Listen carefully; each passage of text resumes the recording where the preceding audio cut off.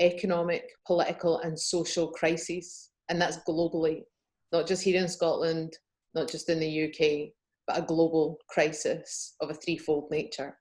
So Conter has organised these series of talks to explore the issues in depth. We have lectures on the economy, on globalisation, on imperialism, class oppression, and probably most importantly, how the left can organise to win power. Tonight, we're really lucky to have Jodi Dean with us and to discuss the topic of her newest book, Comrade, an essay on political belonging, which was published by Verso at the end of last year. And I will introduce Jodi in a few moments. But before that, I just want to run through a few things. So I'm going to be your facilitator tonight. My name is Kat Boyd. I'm a member of the Conter editorial board, and I co-host the podcast Contercast with David Jameson, where we trailed tonight's lecture in our most recent episode that just went out this week. So if you're here based on that, welcome, a special welcome. The structure of tonight's meeting is as follows. So I'm just going to lay out the format for everyone so we're all clear. So Jodi Dean will speak for about 30 minutes. Once Jodi's finished her lecture, we will break out into smaller groups for 15 minutes using the Zoom breakout function. And in those smaller groups, we can discuss some of the things that Jodi's raised and collectively come up with a question. And it's one question per group. We'll then rejoin as one big group and we'll have a Q&A until 7:30. So just some details on the housekeeping. Your microphone needs to be on mute at all times. This isn't because I don't want people to be able to speak in the meeting, it's just because it cuts down on feedback. So we need people to keep their microphones on mute so that everybody gets to hear what's going to be shared. So many of you might have heard as well about people disrupting Zoom meetings. And we've taken quite a number of precautions on this. And we also have a very light touch security team on hand to remove anyone from the meeting if there's any disruption. So to introduce our speaker tonight, it's a real pleasure for me to introduce our speaker. I'm really excited about it. Professor Jodi Dean is an activist and an author. She's the author or editor of 12 books, including Democracy and Other Neoliberal Fantasies, Blog Theory, and more recently with Verso, The Communist Horizon and Crowds and Party, as well as the subject of tonight's talk, Comrade, an essay on political belonging. So Jodi, thanks very much for joining us, and it's over to you. Thank you. I'm so delighted that you all asked me. Let me put my slides up here. And do those look, can you see them all right? Great, okay. And let's see. So I'm thrilled to be here this evening. And what I'm gonna do, as Kat said, is introduce some of the ideas from my new book, Comrade. And my remarks have three parts. I'll explain the origin of the term. I'll compare Comrade to other categories of belonging, and I'll argue for the advantage of Comrade over another term popular in the US, which is ally. As you'll see, ally is a term that has been linked to separate struggles anchored in identity. In contrast, Comrade is a term for those on the same side of a political struggle. So I'm going to begin with an etymology or a history of the term. In Romance languages, comrade first appears in the 16th century to designate one who shares a room with another. Actually, let me get that slide back. Yeah, so we see that, you know, the people sharing a room with another. And that was one of the first ways that the term appears in Romance languages. And in French, it was originally feminine, camarade, and it referred to a barracks or the room shared by soldiers. In Spanish, camarada is someone who is so close to another man that he eats and sleeps in the same house with him. So we have this idea that the etymology gives us as comradeship as a relation that comes from sharing a space. It's a kind of intensity generated by being close to another. To go back to an even earlier version of the term, we find comrade coming from the Latin word camera, which means room, chamber, or vault. The technical connotation of vault points to the way that a structure produces a space and holds it open. The idea is one of supported cover. A chamber or room is a repeatable structure that acquires an inside that's separated from an outside. Sharing a room or sharing a space generates feelings and expectations that differentiate one side, that differentiate those on one side from those on another. Now, this etymology lets us define the comrade as a generic figure for the political relation between those on the same side of a political struggle. Comrades are those who tie themselves together instrumentally for a common purpose. If we want to win and we have to win, we must act together. The term comrade functions in three ways: as a term of address, carrier of expectations, and form of political belonging. As a term of address, comrade replaces gendered and hierarchical designations, right? It's not like Mrs. or Doctor. And it replaces those kind of gendered and hierarchical designations with one that's egalitarian, as comrades we're all the same. Correspondingly, those who address each other as comrades share certain expectations of each other. Comrades have to be able to count on each other even when they don't like each other and even when they disagree. In the book, The Romance of American Communism, Vivian Gornick reports the words of a former member of the Communist Party USA who hated the daily grind of selling the papers and canvassing that's expected of all party cadre, but nevertheless said, "I did it. I did it because if I didn't do it, I couldn't face my comrades the next day." And we all did it for the same reason. We were accountable to each other. So this gives us the sense of comrade as a relation of shared expectations. Finally, comrade points to a relation of political belonging. And here the term differs from something like militant. Militant designates a person's political intensity. In contrast, comrade points to the relation between or among militants, and that's necessarily collective and shared. So that's the explanation of the term. Comrade is the generic figure for the relation between those on the same side of a political struggle.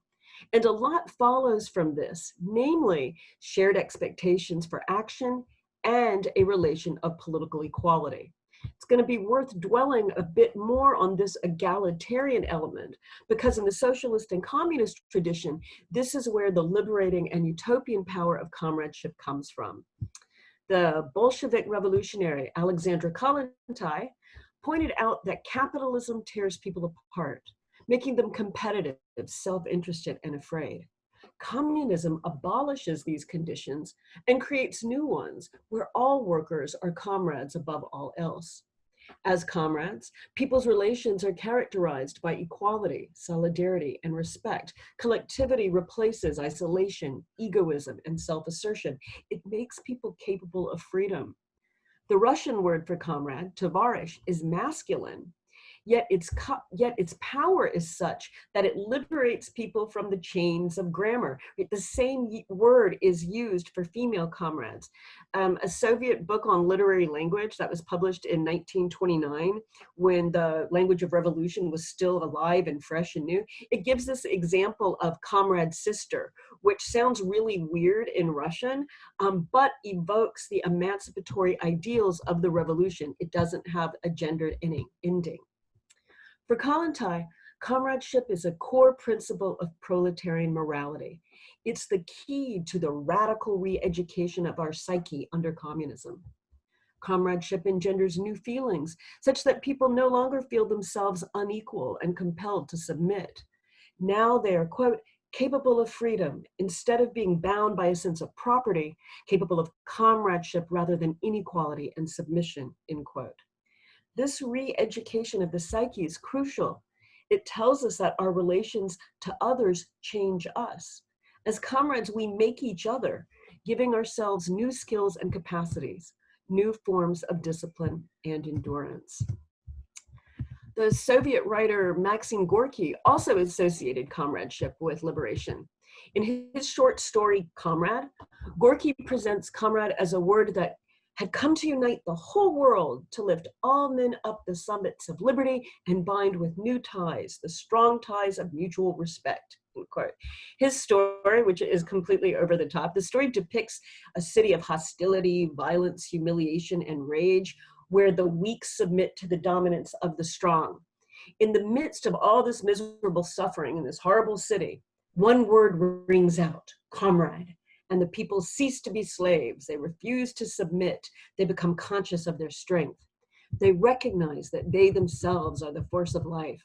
One of Gorky's examples is a prostitute who feels a hand on her shoulder and then weeps with joy as she turns around and hears the word, comrade. With this word, she's addressed not as a commodity to be used by another, but as an equal in common struggle against the very conditions requiring commodification. In Gorky's story, then, Comrade marks the division between the world of misery we have and the egalitarian communist world that will be. Frantz Fanon, the revolutionary and philosopher from Martinique who participated in the Algerian liberation struggle, also brings out the egalitarian and utopian dimensions of Comrade. In his conclusion to Wretched of the Earth, Fanon appeals repeatedly to his readers as comrades. Come, comrades, the European game is finally over. We must look for something else. And in the very last line of the book, for Europe, for ourselves, and for humanity, comrades, we must make a new start, develop a new way of thinking, and endeavor to create a new man. Comrade is the mode of address appropriate to this task. It's egalitarian, generic, and in the context of hierarchy, fragmentation, and oppression, utopian. It's an invitation to a common project. Let me just give just one more example. In the 1930s, the Communist Party of the United States, so the example comes from the 1930s, the CPUSA. Now, I've got to be clear, it wasn't always successful in its efforts to eliminate bigotry and white chauvinism. That was always a problem in the party. But as part of its struggle to eliminate it, it fully embraced an egalitarian ideal of comradeship. The Black communist labor organizer, Ernest Rice McKinney, tells a story about this, and it's a story that involves him leaving a meeting in Pittsburgh. Quote, "We were walking down the street, black and white together, and there were some black men walking with white women. We were in a tough working class district, and as we passed a group of white youth, they said to us, 'Hello, comrades.' Their tone was sarcastic, but not hostile. They assumed we were communists because the communists had made such an impression by practicing social equality." McKinney's story brings home the way the term comrade carried, even for those who weren't comrades, the way the term carried expectations for practical action, actions that demonstrated a full commitment to full equality. Comradeship manifests in deeds. Again, US communists weren't always successful in practicing social equality. Nonetheless, the expectation of comrades, which was powerful even when it was not fulfilled, was radical egalitarianism. Comrades were those not only courageous enough to practice a mode of political belonging deeply at odds with the prevailing culture, but dedicated enough to recognize how personal relations help produce political power. Okay, so that gives us this sort of general sense of the term. What I now want to talk about, I'm going to move to the second part of the talk and differentiate comrade and comradeship from other forms of political belonging. So I'm going to separate out these different forms and distinguish the comrade from four other relations: kinship, neighbor, citizen, and friend. Now, the relation between comrades is not a kinship relation. One is not born a comrade.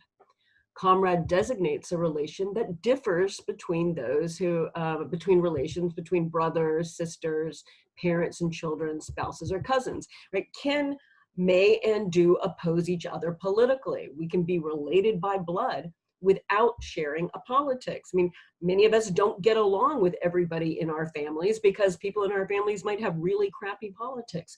You know, some of us are fortunate enough to have you know, good political families, but not everyone. And those are different relations. We can make a distinction there. And the same is also true for marriage. People can be spouses without being comrades. Conversely, as Frida Kahlo famously said of Diego Rivera, that's the slide right now, and they were married twice. They married each other 2 different times. Frida says, Diego is not anybody's husband and never will be, but he is a great comrade. In her history of the British labor movement, and the book's called Comrade or Brother, Mary Davis observes, quote, comradeship builds on fraternity, but transcends it. The ease of calling someone brother in predominantly male unions expresses solidarity, yet it also gestures to challenges labor has faced with respect to race and gender. To address another as comrade is not the same as addressing them as brother or sister, because addressing someone as brother or sister immediately requires assigning them a gender identity. Brother and sister rely on a familial imaginary, whether it's that of the nuclear or extended family, or the humanist brotherhood or family of man. Unlike the familial version, where rivalry underlies the relation between brothers and sisters, and a desire to overturn, replace, and perhaps possess or devour infuses the child's relation with its parents, comrade denotes a flat equality, sameness, impersonality, and reciprocity.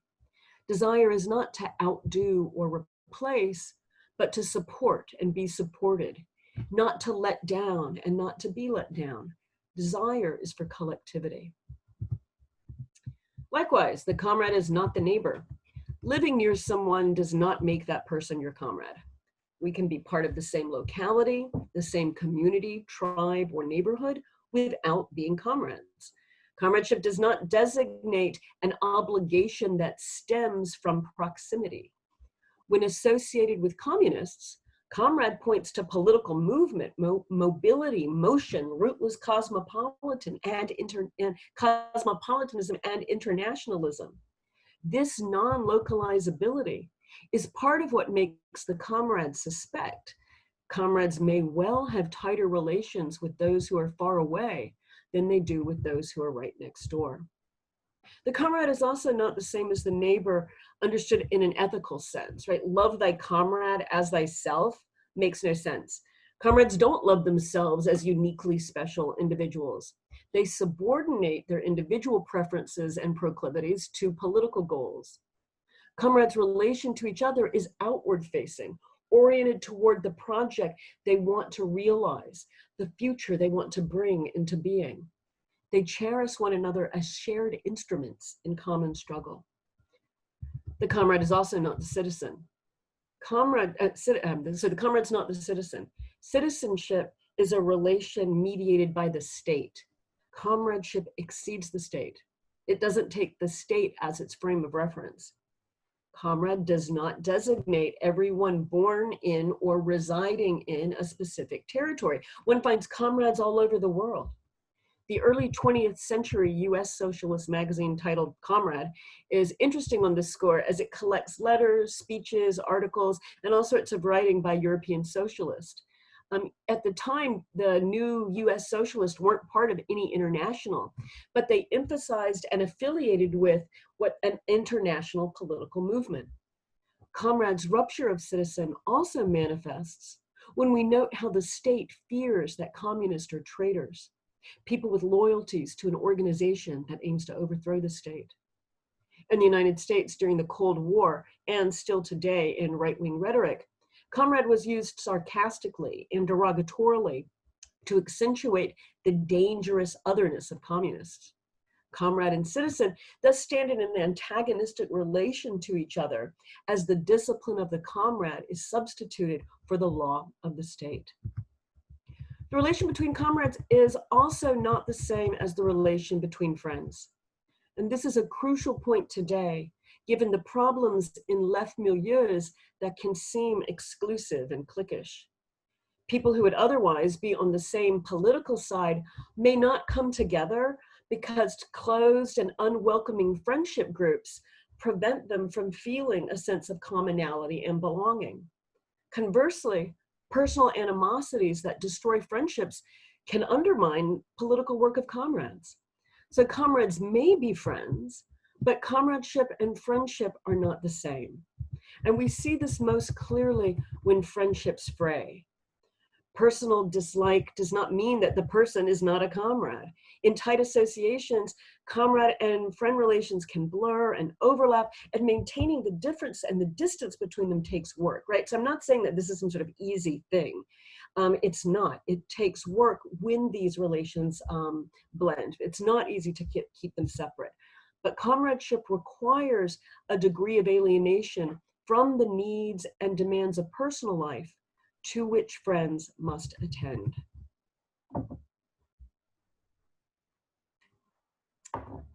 Now, I want to give an example from the book Incognito. Let's see, where's my slide? From the book Incognito, which is a memoir written by Frank Wilderson, and he's an Afro-pessimist theorist who is involved in the armed struggle in South Africa. And in his memoir, Wilderson describes long hours spent discussing politics and literature with Trevor, a white South African who was Wilderson's student, as well as Wilderson's comrade in an underground MK unit. Wilderson writes, "I once told Trevor that he was the best friend I'd ever had. Trevor responded that he doesn't have friends, only comrades." Now, Wilderson says that he doesn't know what to make of this. We might consider that Trevor was rejecting the preferential singularity of friendship. He was rejecting this as a relation because it's a relation that dwells apart from politics. The absorbing work of political struggle creates its own intimacies, its own attachments and intensities. Comrades are bound through their work toward a common goal, not through something merely personal. Wilderson reports another discussion, this one with his first wife, Kanya, a Black South African woman. Kanya says to him, "You have many white friends, but you hate them all." Comradeship abstracts from the specifics of individual lives, from the uniqueness of lived experience. Friendship doesn't. Wilderson's friends remain white, he remains Black. He can hate the whiteness of his friends and his friends for their whiteness in a way that is deeply personal, wrapped up in life and belonging. Comradeship is different. It's about the politics, the struggle, the discipline of common work, and the deep sense of connection and accountability that results. So this distinction between the comrade and the friend lets us see a kind of inhuman dimension of the comrade. Comradeship has nothing to do with the person or personality in its specificity. It's generic. Comradeship abstracts from the specifics of individual lives to consider how these specifics might contribute to collective goals. What matters is not the uniqueness of a skill or experience, but its utility for party work. In this sense, the comrade is liberated from specificity. It's freed by the common political horizon. The US historian Ellen Schrecker makes this point in her magisterial account of anti-communism in the United States. During the McCarthy period of communist persecution, there was a common assumption that communists were all the same. Communists were depicted as puppets, cogs, automatons, robots, even slaves. In the words of McCarthy-era professional witness, people who became communists were no longer individuals, but robots. They were chained in an intellectual and moral slavery that was far worse than any prison. Now, there's actually a truth that underlies these hyperbolic anti-communist claims, and that truth is the generic quality of comrade as a disciplined and disciplining relation that exceeds personal interests. Comradeship isn't personal, it's political. So I'm now going to move to the third part of the talk, where I show why comrade is better than ally as a mode of left political belonging. Now, in the US, the term ally is heard all the time, right? It's all over contemporary activist circles. It's used a lot in online discussion. You hear it a lot on college and university campuses. I'm not sure how much that's part of y'all's discussion or vocabulary, but it's been really huge in the US, this language of allyship. And even though it's super common and used all the time, it's also really fraught. There are all sorts of intense discussions, many which happen on social media and among community organizers, all sorts of intense discussions over, oh, who can be an ally? Generally, allies are understood to be privileged people who want to do something about oppression. So they're usually those who don't consider themselves to be survivors or victims, but want to help. So allies are understood as straight people who stand up for LGBTQ people. They're understood as white people who support Black and brown people, or men who defend women, and so on. I've never seen the term used for rich people involved in working class struggle, maybe because there's not any, but I mean, it's never used in that way.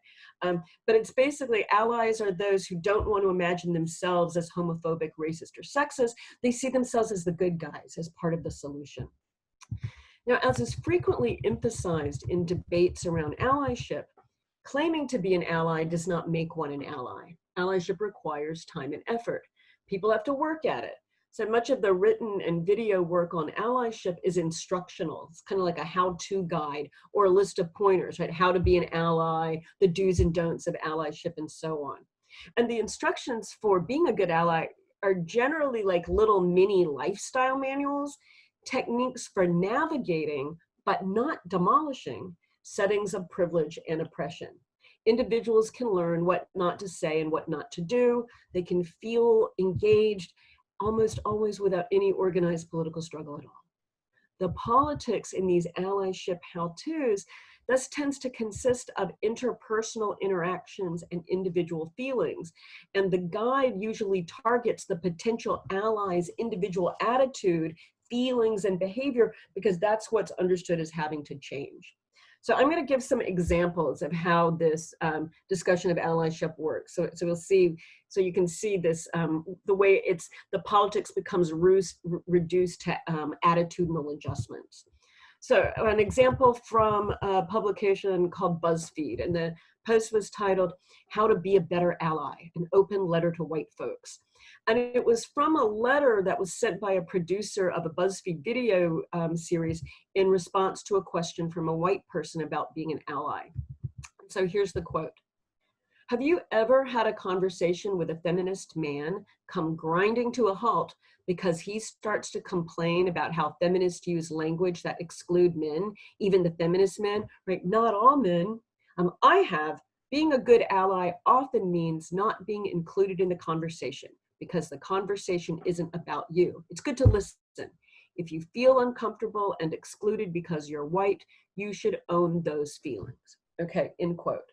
So what do we hear in this, right? What do we see in this? What we see is allyship as a disposition, a confrontation not with the state, not with capitalist power, but with one's own discomfort. To be an ally is to work on being a good listener, to step aside and become aware of the lives and experiences of others. Another example. This is from an essay called "The Fundamentals of Effective Allyship." And it considers allyship in terms of the intensity of the ally's feelings and whether the ally is willing and able to undertake the necessary self-work. Quote, "It's our responsibility to recognize, identify, and act on the privilege we have. One of the ways of doing so is committing to an ongoing act of introspection, reflection, and learning. You will find yourself challenged, uncomfortable, even defensive, but the more intense the feelings are, the more likely it is you are on the right track," end quote. So one's politics may be entirely in one's head, right? It's a matter of how they feel. So the duty isn't to fight for freedom or overthrow the state. It's to commit to self-reflection. Now, I'm not arguing against self-reflection, but what I'm trying to point out is that that's not a model for political action. Yet in essays like this one on allyship, that kind of self-work becomes equated with even a substitution for political action. Let me give a third example. The online magazine Everyday Feminism provides a list of 10 things allies need to know. Number 5 on the list is allies educate themselves constantly. And it explains, one of the most important types of education is listening. But there are endless resources, books, blogs, media outlets, speakers, YouTube videos, to help you learn. What you should not do is expect those with whom you want to ally yourself to teach you. That is not their responsibility. Sure, listen to them when they decide to drop some knowledge or perspective, but do not go to them and expect them to explain their oppression for you. End quote. So, study is crucial for revolutionaries, right? Ongoing, learning, education is crucial. But the model of self-education associated with allyship is isolating. Learning is modeled as consuming information. It's not as a discussion. It's not modeled as coming to a common understanding. It's not even part of studying the text and documents of a political tradition. Educating oneself is disconnected from a collective critical practice. It's detached from political positions or goals. The criteria that one would use to evaluate books, blogs, speakers, and videos are completely absent. It's just up to the individual ally to figure it out on their own. The would-be ally can be scolded and shamed, and the scolder is relieved of any responsibility to provide any concrete guidance and training. Because, we've got to be clear on this. Telling someone to Google it is an empty gesture. It does nothing. Once we recall that ally is not a term of address, right? It doesn't replace Mr., Ms., Doctor, or Professor. Once we see that, we can start to recognize how ally really designates a limit, suggesting that you will never be one of us. It designates a limit. It doesn't enable solidarity. The relation between allies and those they're allies for is between those with separate interest, experiences, and practices. One last example. The 8th item on the everyday feminism list of things allies need to know is allies focus on those who share their identity. Quote, beyond listening, arguably the most important thing that I can do is act in solidarity. I'm messing this up. Let me say it again. Beyond listening, arguably the most important thing that I can do to act in solidarity is to engage those who share my identity, end quote. Identities appear as clear and fixed, unambiguous and unchanging. Individuals are like little sovereign states defending their territory and only joining together under the most cautious and self-interested terms. Those taken to share an identity are presumed to share a politics as if the identity were obvious and the politics didn't need to be built. Those willing to forward a politics other than one anchored in what can easily be ascribed to their identity are treated with suspicion, mistrusted for their presumed privilege, and criticized in advance for the array of wrongs that preserve that privilege. The very terms of allyship reinforce the mistrust that the How to Be Better guides purport to address. I mean, it makes sense to mistrust people who view politics as immediate gratification, as an individualized quick fix to long histories of structural oppression. Because allies join together under self-interested terms, they can easily withdraw, drop out, let us down. We can't be sure of their commitment because it hinges on their individual feelings and comfort. So item 8 actually tells us why allyship has such a hold in progressive circles. Mistrust of other identities becomes functional and gratifying in the name of a politics that maintains and polices identity, our own special and vulnerable thing, shoring up its weak and porous boundaries. Ally keeps attention away from the fearsome challenge of choosing a side, from accepting the discipline that comes from collective work, and from organizing the fight to smash capitalist imperialism and the divisive systems of bigotry and oppression that secure it. Allyship does not bridge political identities. It's a simple symptom of capitalism's attempt to replace politics with the techniques of individual self-help and social media moralism. The underlying vision is of self-oriented individuals, politics as possession, transformation reduced to attitudinal change, and a fixed, naturalized sphere of privilege and oppression. Anchored in a view of identity as the primary vector of politics, the emphasis on allies displaces attention away from strategic, organizational, and tactical questions and onto prior attitudinal litmus tests, from the start precluding the collectivity necessary for revolutionary left politics. Of course, those on the left need allies. Sometimes it's necessary to forge temporary alliances in order to advance. Communist struggle necessitates an array of tactical alliances among different classes, sectors, and tendencies. To criticize ally, then, is not to reject practices of alliance building. That would be absurd. Allyship, however, is not the form and model for revolutionary struggle against exploitation and oppression. As socialists and communists know, politics is always collective. The fiction that it's individual is nothing but capitalist ideology. The attachment to individual identity that underpins the politics of allyship is thus a form of political incapacity. Instead of building and working in organizations capable of revolutionary struggle, allies tend to concern themselves with defending their identities and lecturing others on how to aid in this defense. In contrast, because they embrace collective struggle, socialists and communists cultivate solidarity and comradeship.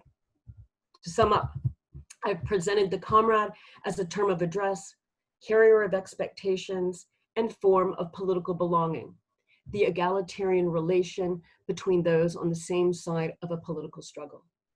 I've contrasted the comrade with four other forms of belonging: kin, neighbor, citizen, and friend. And I've argued that left struggle today requires that we be more than allies, that we be comrades. Comrades do more than express solidarity with the struggles of others. We take the struggle against oppression and for liberation, equality, and justice to be our struggle, to mark the side that we are on, the politics that unites us. Commitment to the struggle makes comrades strong, and this strength means that together we will win. Thank you. Jodi, I'm just going to take the first two questions at the same time, and then that'll give you some time to come back. So, first up, we have Pete Cannell. Hi. Hi, Pete. Hi, Kat. Thanks.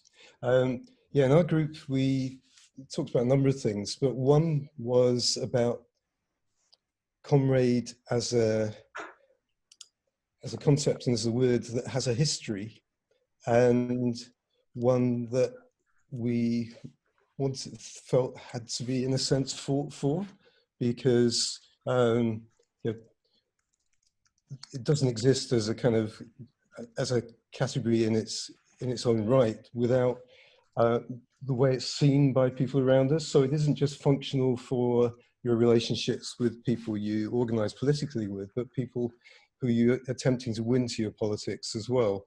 And in that sense, we thought it would be interesting to explore kind of wider questions about what rebuilding the left and what we can learn about kind of building organizations of the left and the role that Comrade has in that in the 21st century, because some of the history of the 20th century wasn't so brilliant, actually.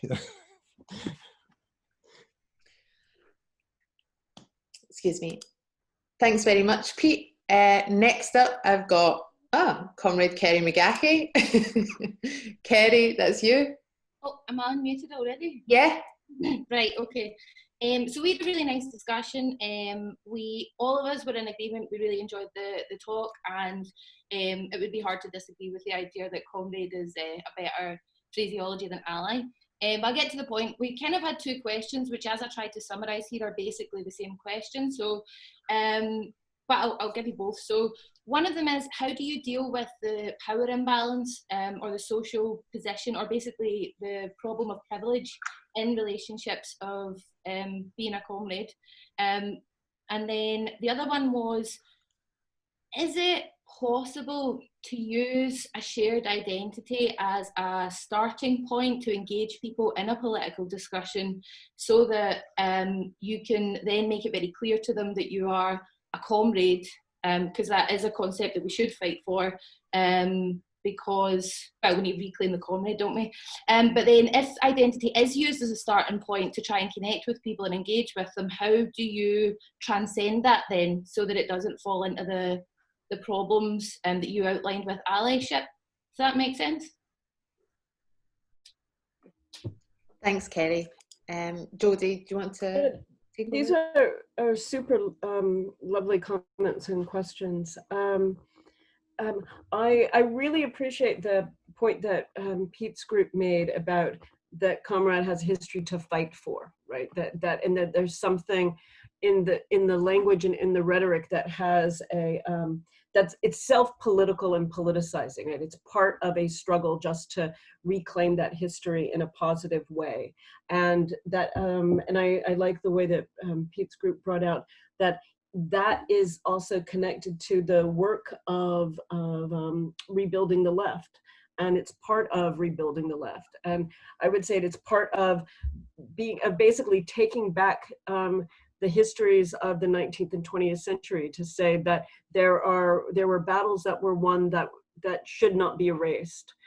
Yes, there were mistakes, but there are also positive achievements that have to be championed. And part of that is even making sort of equality and non-exploitation and liberation a basis of our politics, rather than having, say, something like economic competitiveness and efficiency as the basis for the politics, right? Even just like the loss of comradeship is part of the generalized loss of an ability to say that our politics begins from commitments to equality, solidarity, struggle against exploitation and oppression.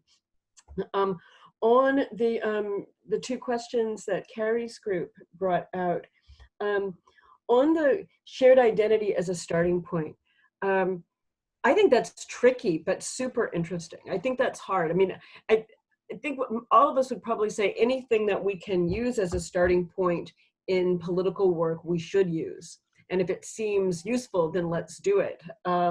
So I organize in a grassroots level with a group called the Geneva Women's Assembly, which makes it sound like a knitting club, but we stage stuff at Attica Penitentiary and occupy offices and do all sorts of stuff, but it's not knitting. But it says Geneva Women's Assembly as a kind of gateway drug to opening up a more radical politics. So do we actually organize around the identity women? Not exactly, but we use the woman word as an initial point for, I mean, we have men in the group, but as an initial point for just presenting ourselves in the community. So I think it's tricky. I think it always has to be part of, it's a general struggle against oppression and exploitation. And, I can be part, and so what we put to use in that, we should use what's available. I don't think I'm answering that very well, but it's because I'm reluctant to embrace the identity too much, but I also don't want to throw out stuff that could be useful. On dealing with power imbalances in the group or within comrade relations, I actually think that if someone is a comrade, you can tell them, look, comrade, when you interrupt me, I experience that as a non-comradely. Or look, comrade, when you dominate, when you as a man dominate the group and always speak first and never let the women speak, I experience that as non-comradely and as sexist. So I think that we can use comradeship as the basis from which to criticize behaviors that are non-comradely and behaviors that embrace power imbalances are non-comradely. Thanks very much. I'm gonna bring in the next person I have in the stack.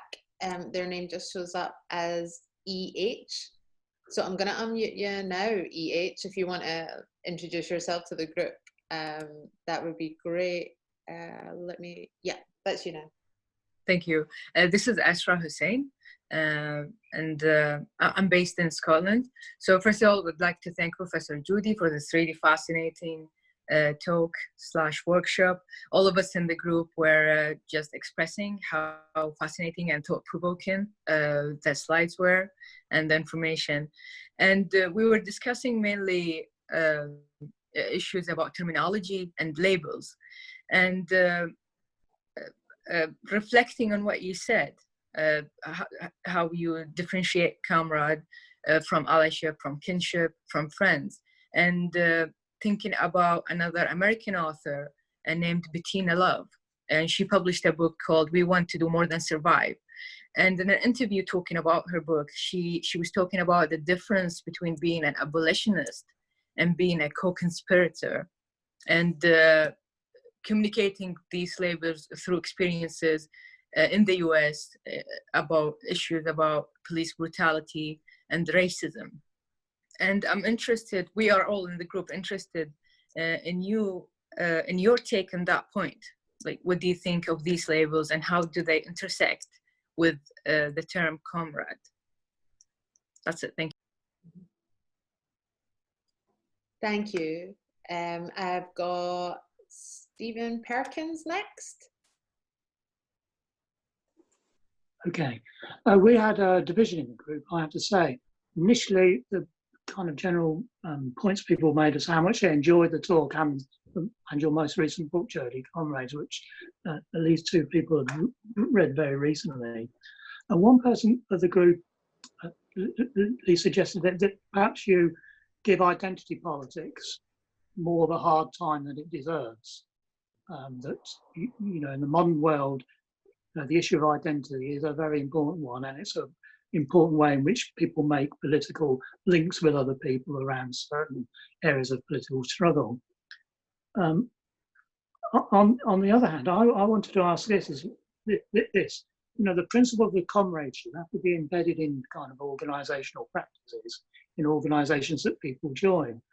And you know, my experience in political organisations was a long time ago now, when there were, I suppose you'd call them vanguard parties, where the principles of comradeship were entered into. And it was a very invigorating experience, a positive experience for most people, most of the time.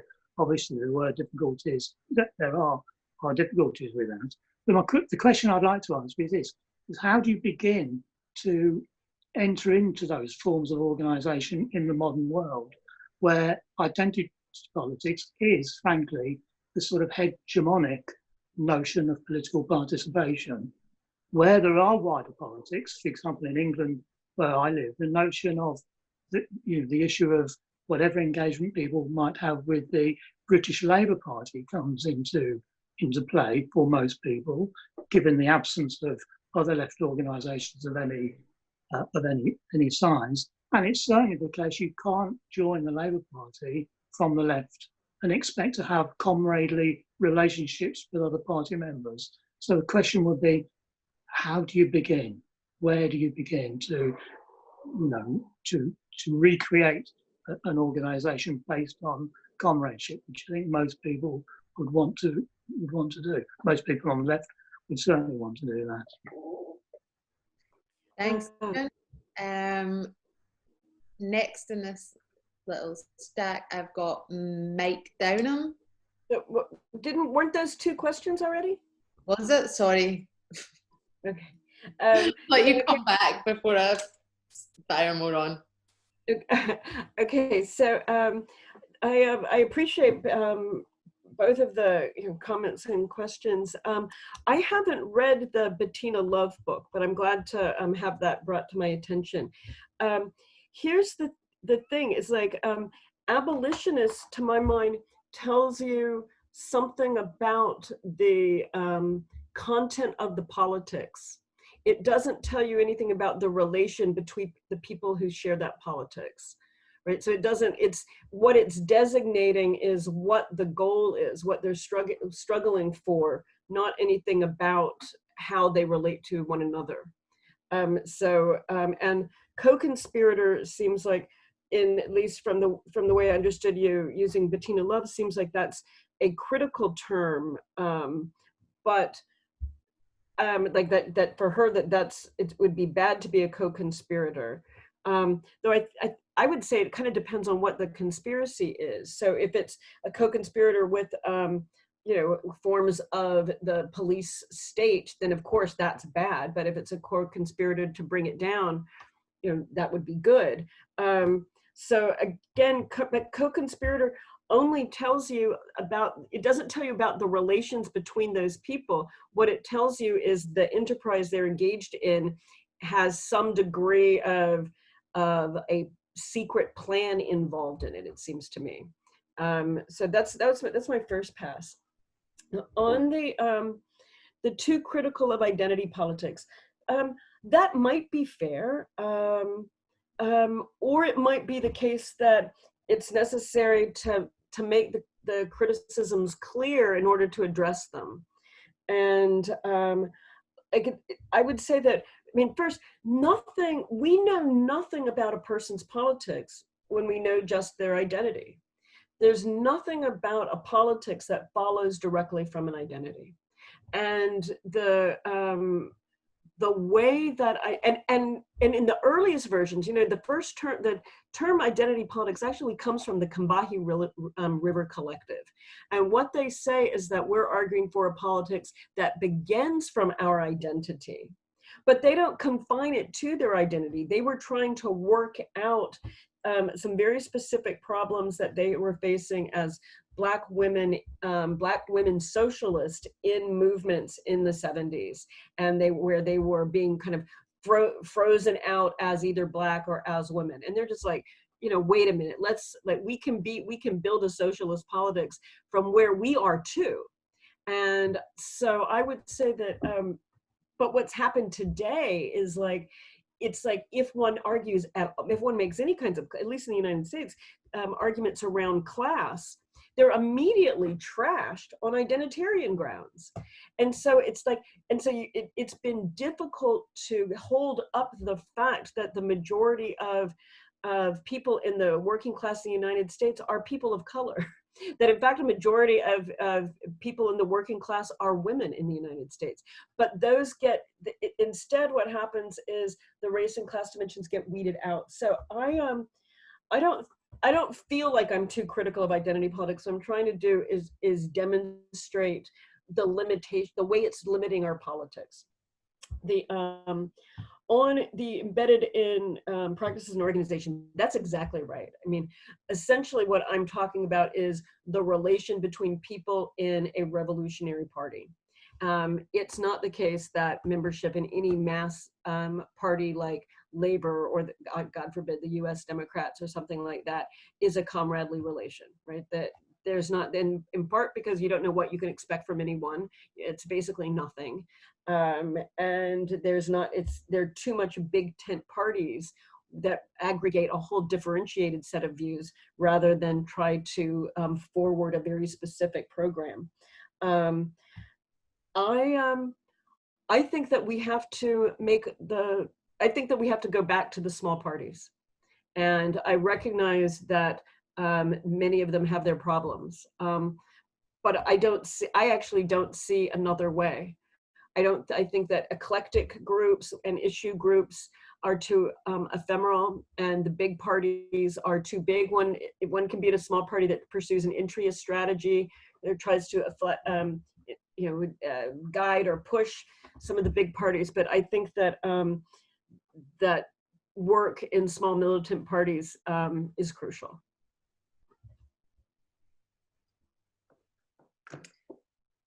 Thanks very much.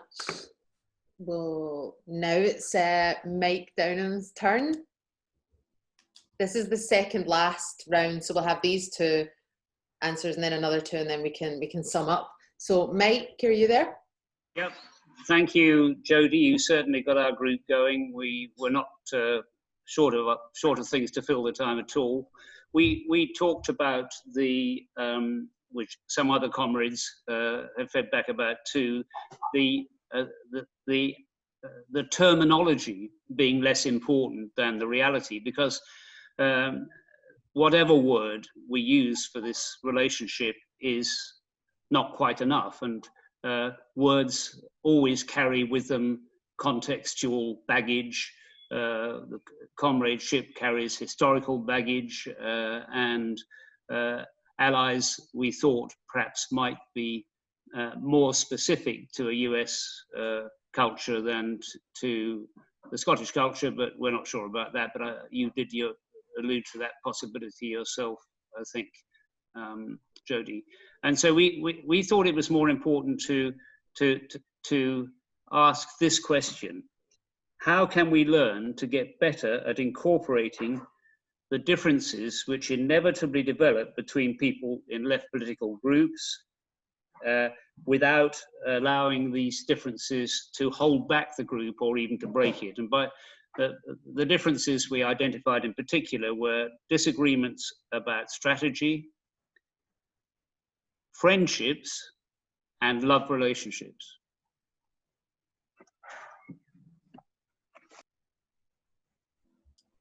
Thank you, Mike. I've got Levin. Hi, Jodi. Hello. Hi, how are you? Yeah, my question is, how would you relate the concept of comradeship with the concept of love? Because love, Badiou says that love is a political relation. So, and you are saying that comradeship is also a political relation. So, what is the relation between comradeship and love? Thank you. Thanks, Levin. Jodi? So on the last one, my sense and recollection is that for Badiou, love is a relation between the two, and comradeship is more than two. And so that would be that. It's a pretty formal designation, but it's actually really crucial because it's the more than two, the open-ended. As I develop in the book, it could be anyone, but not everyone can be your comrade. And the reason I say not everyone is because it's a fighting term. It's on the same side of a politics. And so if it's a fighting term, there's an opponent that you're trying to defeat. And so it's an open-ended relationship between more than two. So that would be the primary thing. Now, that said, I would say that it's one. Then if love characterizes the two, solidarity characterizes the relation between comrades. I mean, other things too, but at the bottom, the end of the day would be the solidarity, would be the kind, and one might say, like with Kollontai, solidarity is a kind of love, or you can differentiate solidarity and love. That one I'm not so worried about. I think the formal two or more than two is what matters on that one. On the terminology and reality. So I actually think, and I think the group from Pete's group from the first question brought up a good point there, that it's not just the term, it's like the fact that the term is embedded in a history is part of its power and part of its politics, right? Is claiming and using that history. And so, yes, it's less important than reality, because if you just have people sitting in a room saying comrade to each other, well, that's stupid.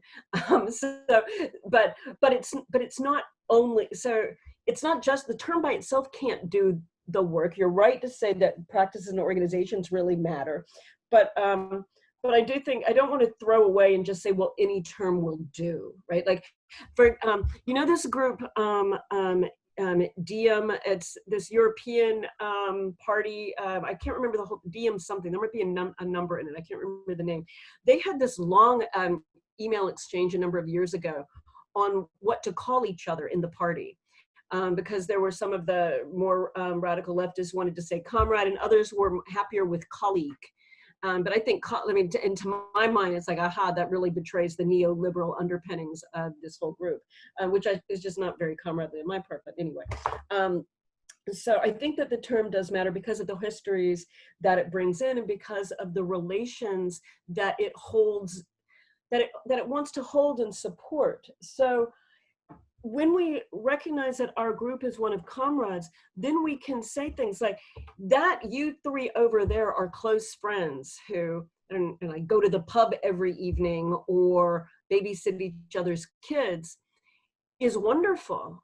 But that should not have any bearing on our political work together as comrades, right? And we need to be able to separate those things. And that two of us love each other, are having sex with each other, are married, are divorced. Again, not relevant to, putting out the magazine, setting up the chairs, forwarding the political efforts that we are trying to forward, right? Who we sleep with actually doesn't matter with respect to, I don't know, putting together the Zoom meeting, for crying out loud.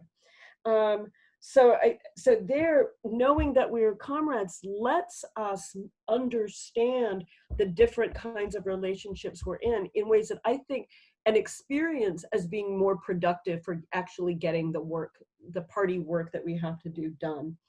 On strategy though, yeah, that's may well be where things break apart. And then the real question is, okay, is our group really, are we all really on the same side or not? And if we're all on the same side, then after we have the strategy discussion and one strategy is put forward, everybody, this is just I'm just talking about a party unity thing, then everybody pursues it because that's what we've agreed on. And if you can't do that, then you're actually not on our side. And I don't think I don't think that the splitting, the thing is Lenin is like, the splitting is one of the things that builds unity, right? Because it lets the people who really aren't on our side, it lets us know that. And then we fight the battle with our comrades that we need to fight. So I think actually that with the kind of model of the comrade, we can actually start to deal with these differences on the left. Thanks so much for that round. I really enjoyed listening to the questions and the answers there, especially. So we've got two last questions, and then Jodi, I'll give over to you to answer those questions, but also to make any last remarks or concluding remarks that you might want to make. So I've got Jonathan Shafi. Yeah, thanks very much for your talk, Jodi. Everyone in the group really enjoyed it. The question was, do you think that the identity politics, or the strain of identity politics that has been taken up by parts of the left has been incorporated by neoliberalism, or do you think that in fact it's initiated by neoliberalism? And there might be a subtle difference there, but just interested in your view on that. And last but not least, I've got Lewis Akers.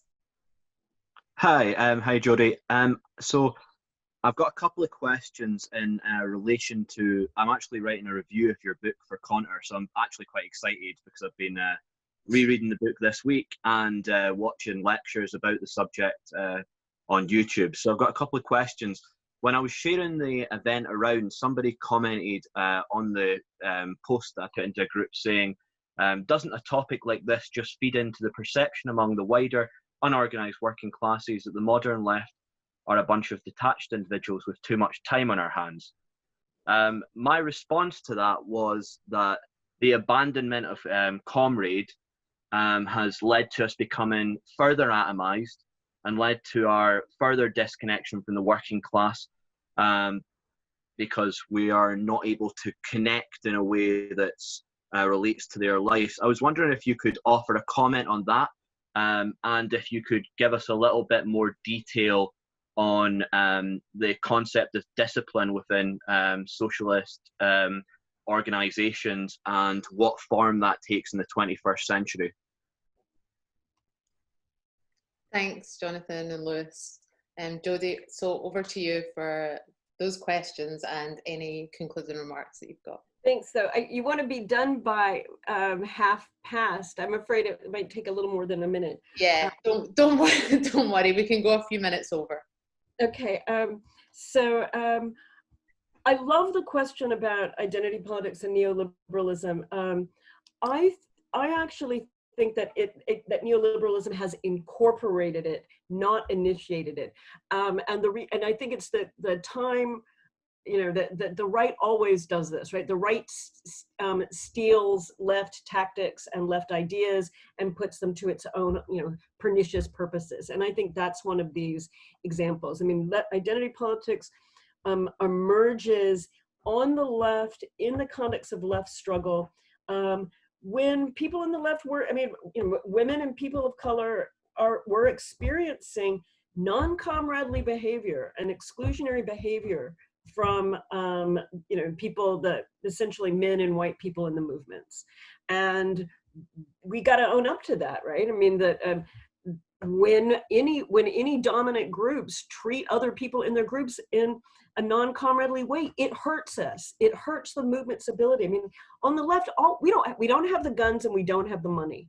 So what do we have? We have only the people that we can build from, the people who we can win over. And so if we treat people shittily, we shouldn't expect that they're not going to want to join us. And I think that goes to the really important observation regarding the abandonment of the working class, which also that, I mean, it does inflect in a cool way, Jonathan, how neoliberalism, let's say how neoliberalism has incorporated identity, right? It's done it to continue and intensify fragmentation rather than to recognize it as a way, as initially it was supposed to try to end fragmentation and build the left stronger. Neoliberalism's incorporation distorts it and makes the fragmentation worse. And also, just to go back to the point from Jonathan, again, the neoliberal version has also deliberately obscured the fact of multiracial, multi-gendered socialist and communist organizing. It's deliberately obscured the fact of, say, proletarian internationalism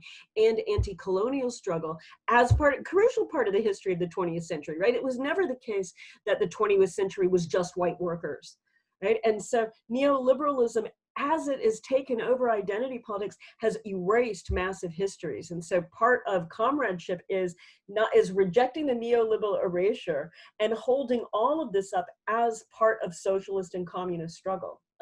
So back to the communism as, yes, Comrade is definitely related to the abandonment of the working class. And I think that's also why, you know, the fact of forms of privilege and elitism among people on the left is so, it's true and it's annoying and it's counterproductive politically. And it makes sense that that working people don't find it appealing, right? If left people don't act towards each other as comrades or towards working people as comrades, if they can't recognize their off-puttingness, then we've got a problem. So I think comradeship and the abandonment is part of that. And on discipline, so maybe I'll sum up with the discipline part. One of the things that I find so liberating about comrade relations is that you're liberated from your own preferences and feelings. So if you don't feel like going to the march, so what? You still go. If you don't feel like, you know, canvassing today, doesn't matter. You still do it. And the thing is that we know that, right? When we go to the meetings, when we do this, we're doing it not because that's our preference, that we feel like it, but we're doing it because it's the right thing to do. We owe it to our comrades. Like it's the discipline that makes us better than we were. It's why, like allyship just makes it a matter of how do you feel about something? Is your feeling the correct one to have? Not, are you consistently going out there and doing the work? Are you consistently showing up for, you know, for the people that you've said that you're going to show up for? So I think, you know, it's a kind of liberalism that has made discipline something bad. And they only think discipline on the left is bad, right? They mock leftists for discipline, even as they say celebrate people who like, you know, run 20 miles or some bullshit like that, as if, oh, like that kind of discipline, that really matters. You're disciplined enough not to, you know, drink beer and eat crisp all day long, but comradely discipline, they mock. And of course they do that because that's where our strength comes from. So comradely discipline is crucial to us going forward. Woo! Thank you so much. That was a perfect note to end on. I was looking through all the faces and I can see lots of people that I know, my comrades, nodding in agreement with you. So that was fantastic. Thank you so much again for your time and for the lecture and for your responses to the questions. It's been great. I'll finish the meeting by thanking all of you for coming. This is part of a series of lectures that Conter, which is available to read at conter.co.uk. It's a series of lectures that we've been putting on throughout the period of lockdown, but will probably extend beyond that. Next week, we've got a brilliant lecture coming up on the authoritarian turn in neoliberalism, and that will be given by Alfredo Sad-Filo, and that's going to be a really amazing talk. It'll be a brilliant discussion afterwards, and you can register on the website and through Eventbrite, and that's on the 5th of June. They're at the same time, Thursday night, every single week. The week after that, I'm really happy to announce that we've got David Harvey is going to join us on the 11th of June. I expect that will be another really popular one. So again, visit the website, conter.co.uk. That's my pitch for getting you along to the website, and you can register there. You can also, you'll get an email after this meeting with all the details of the upcoming lectures. You can join our mailing list or join the WhatsApp group as well. As I mentioned at the start, I also co-host a podcast with David Jameson called Contercast, which all the episodes are online. Guess where? The website. So please feel free to visit conter.co.uk and have a look around. So when you receive the email from us after this meeting, it'll have all the details that you need to, get involved in Conter or come to another lecture event. And I just want to say thanks again for joining us. See you all next week. Solidarity. Thank you so much. It was great. Thank you. Jodi. Thank you, Jodi. Thank you. Thank you.